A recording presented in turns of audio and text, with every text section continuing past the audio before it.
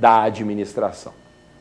Bem, na abertura do programa eu fiz uma referência à noção de boa-fé, na acepção objetiva e na acepção subjetiva. A ideia é a seguinte: respeitar a moralidade, eu já comentei com vocês, é cumprir a ética, o decoro, lealdade, probidade e boa-fé. Quando nós falamos especificamente na noção de boa-fé, há duas acepções possíveis em que o termo pode ser empregado. Há uma boa-fé subjetiva, que é uma boa-fé da intenção, uma boa-fé da vontade, portanto, uma boa-fé interna ao indivíduo. E há a noção de boa-fé objetiva, uma boa-fé concreta que se projeta sobre o comportamento da pessoa, que se projeta nas condutas realizadas pelo indivíduo. Aí fica a dúvida: qual das duas acepções do termo boa-fé vigora como um dos conteúdos específicos do princípio da moralidade? Interessa a intenção ou o comportamento concreto? Bem, hoje para o moderno direito administrativo o que importa é o cumprimento da boa-fé objetiva.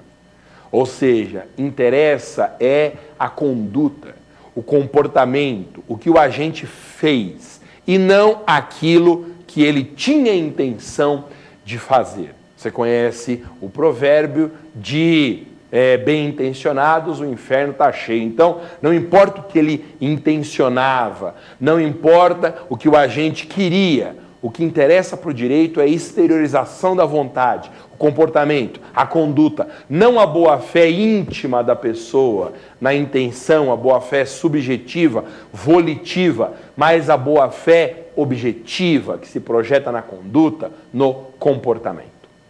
Bem, dentro da Constituição de 88 existe a previsão de dois instrumentos processuais para a proteção da moralidade administrativa.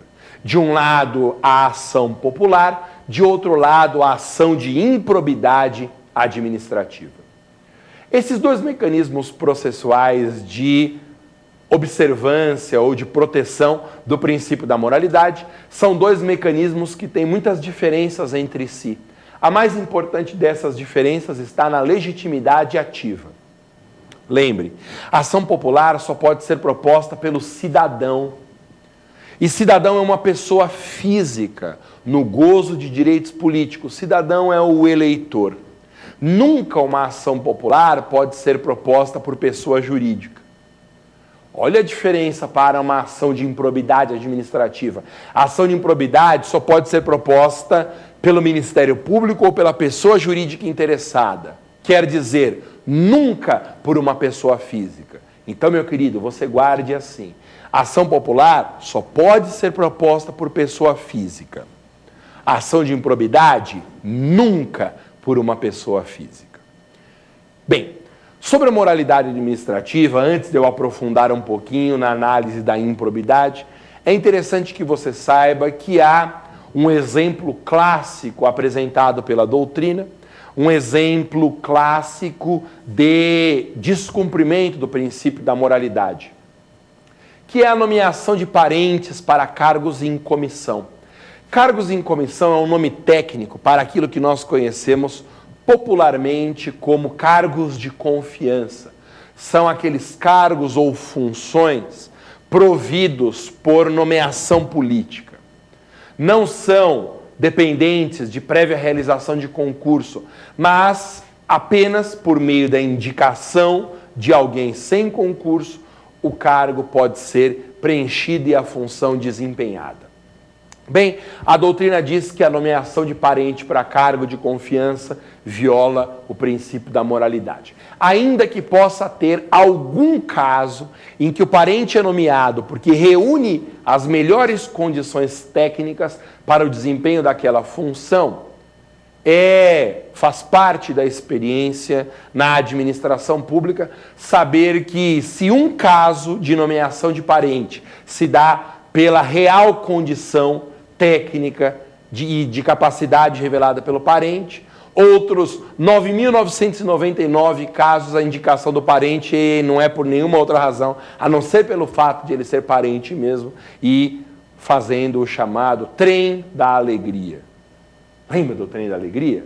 Paula Marques, Juninho Bill, a outra eu esqueci, tal. Tinha He-Man, pois é, nomeação de parente para cargo de confiança, é o Trem da Alegria. E a doutrina sempre disse, não pode, porque isso viola o princípio da moralidade. Acontece que, como raramente existiam leis no Brasil proibindo a nomeação de parentes para cargos de confiança, a doutrina apontava a violação dessa regra de moralidade, mas os parentes continuavam sendo nomeados para cargos de confiança. Por isso que o Supremo Tribunal Federal editou uma súmula vinculante disciplinando esse assunto, que é a súmula vinculante de número 13. A súmula vinculante 13 ficou conhecida como súmula antinepotismo. Nepotismo é o nome que se dá para a prática de nomeação de parentes para cargos de confiança. E a súmula vinculante 13 proíbe a nomeação de parentes para cargos de confiança. Bem, diz a súmula vinculante 13 que a nomeação de ascendente, descendente, cônjuge, companheiro e colateral até o terceiro grau viola a Constituição. Para cargos e funções de confiança, viola a Constituição. Essa súmula vinculante 13 não se aplica aos primos. Por que a súmula vinculante 13 não se aplica aos primos? Porque os primos são colaterais além do terceiro grau. Então, é isso. Como os primos estão além do terceiro grau, a nomeação de primos não é proibida pela súmula vinculante 13. Então, primo pode. Aliás, gente, primo pode um monte de coisa, né? Então, primo pode.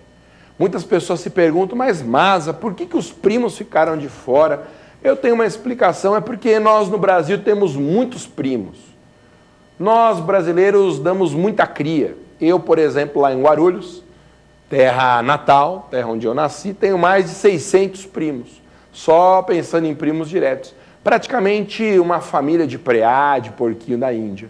Então, como nós, brasileiros, temos muitos primos, ficou claro que se a súmula proibisse a nomeação de primos, a proibição seria abrangente demais. Então, os primos ficaram de fora.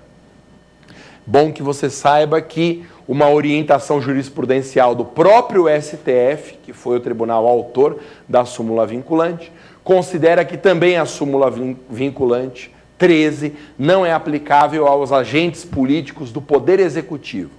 Então, a proibição vale para o Legislativo, vale para o Judiciário, mas não se aplica ao Poder Executivo. Pensando em termos de exemplos, um senador da República, membro do Legislativo, não pode nomear a esposa como chefe de gabinete no Senado. Um desembargador é do Poder Judiciário, não pode nomear a mulher para um cargo de confiança. A súmula proíbe. Agora, o presidente da República pode nomear a mulher para ministra de Estado. Isso daí não está proibido, segundo a orientação jurisprudencial do próprio Supremo Tribunal Federal, funcionando como uma espécie de interpretação autêntica, já que a súmula já é de autoria do STF. Bem, sobre a súmula vinculante 13, essas são as considerações fundamentais. Vou falar um pouquinho sobre improbidade administrativa. A improbidade administrativa vem regulada em uma lei, que é a Lei Federal 8429 de 1992. A Lei 8429 de 1992 é a chamada LIA, Lei de Improbidade Administrativa. É uma lei muito aplaudida pela doutrina porque ela dá um conteúdo concreto ao princípio da moralidade. O princípio da moralidade sempre padeceu de um problema envolvendo um conteúdo muito vago. Realmente sempre foi muito difícil você apontar condutas que descumpriam o princípio da moralidade, já que a ideia de moralidade é uma ideia muito abstrata. Daí veio a Lei 8429, dando um alcance prático para a moralidade